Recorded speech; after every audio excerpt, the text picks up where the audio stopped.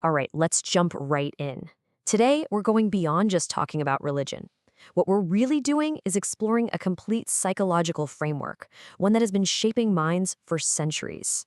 We're going to break down how the principles of Islam offer a really powerful system for mental well being, especially in the crazy, fast paced world we live in today.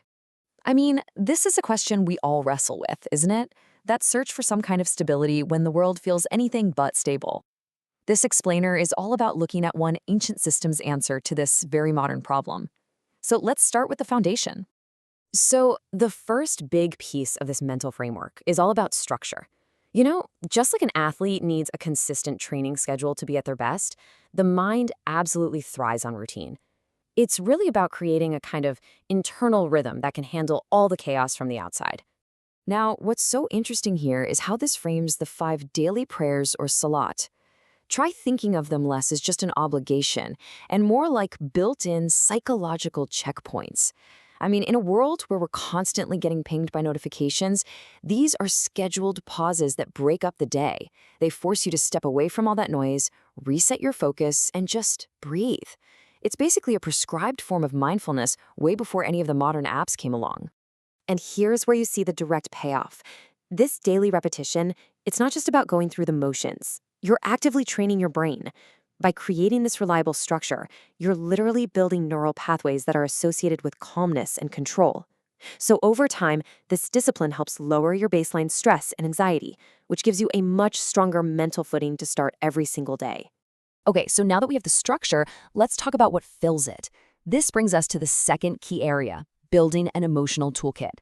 Because, having a stable daily schedule is one thing, but what do you do when your inner world just feels turbulent? Well, this framework has specific tools for exactly that. And right at the heart of this toolkit is a concept called Tawakkul. Now, the crucial part is that second half, after putting in your best effort. This is not about being passive or just waiting around. It's about doing everything you possibly can, preparing as best you can, and then, this one phrase is really the practical application of it all. It's like a mental switch. It shifts your focus away from what you can't control, which is the final result, to what you can control, your own effort. And let me tell you, that shift is psychologically freeing.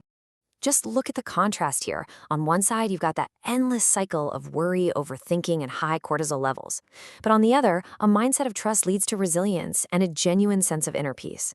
You're just not burdened by all the what-ifs anymore because you've accepted that you've done your part.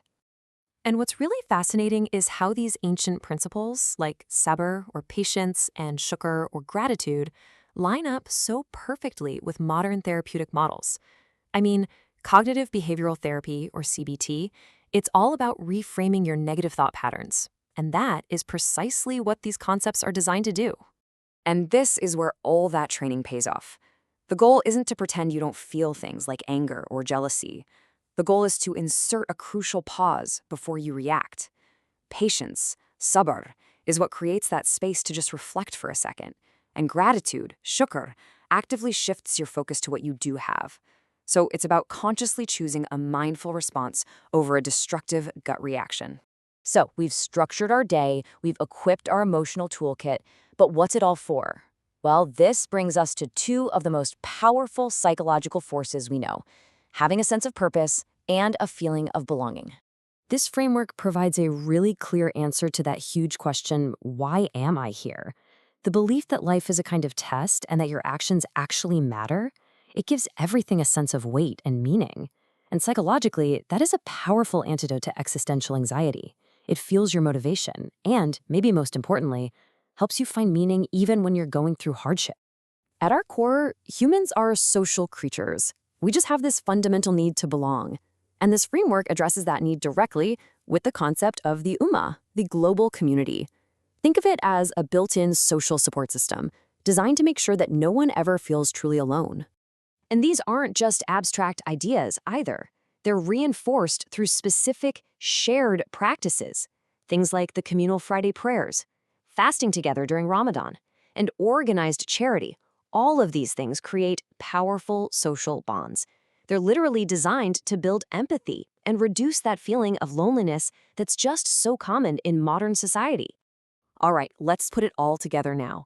When you combine that daily structure, the emotional tools, a clear sense of purpose, and that feeling of community, what you get is a comprehensive framework for well-being that truly simplifies life and focuses the mind. And inside this whole framework, gratitude acts like a powerful lens you look through. It actively rewires your brain's default setting. So instead of seeing a world of lack and what's missing, a mind trained in gratitude learns to see abundance first. And this isn't just wishful thinking, it's a real cognitive shift from pessimism to optimism. And it's supported by the entire structure we've been talking about. And here's a benefit that is so relevant today: reducing mental overload. Think about it. We face constant decision fatigue. By giving you a clear ethical framework of what's allowed or halal and what's forbidden or haram, this system just simplifies daily life. It takes away a huge category of choices, which frees up your mental energy for the things that really matter. And here we see it, the complete picture. You have these 4 pillars: daily discipline, emotional balance, a clear purpose, and strong social connection. And they're all working together to support that central goal: a state of genuine inner peace. It really is a complete, interlocking system for the mind. So this brings us to our final thought. We've explored one really powerful ancient framework today, and it kind of makes you wonder, in your own life, what frameworks, whether they're spiritual, philosophical, or psychological, do you see or maybe even use to build a stronger, more resilient, and more focused mind? It's definitely something to think about.